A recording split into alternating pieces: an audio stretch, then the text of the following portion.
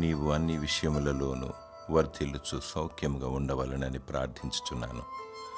3 యోహాను 1:2 ఒకరితో ఒకరము సహవాసం కలిగి ఉండాలి, ప్రార్థించుకోవాలి, బలపరుచుకోవాలి, బుద్ధి చెప్పుకోవాలి, హెచ్చరించుకోవాలి. విశ్వాసమందు నిలకడగా ఉండి అన్ని విషయములందు వర్ధిల్లాలి. నీవు వెళ్ళే ఉద్యోగంలో, కాలేజీలో మరియు ప్రతి చోట మంచి వ్యక్తుల స్నేహం కొరకు ప్రార్థించాలి.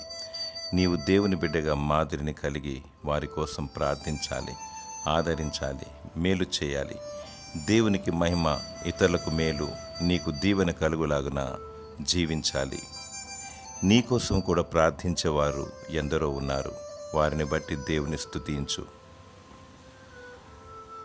దేవుడు నిన్ను తన దయలు, మనుషుల దయలు వర్ధిల్ల చేసి సదా నిన్ను దీవించునుగాక.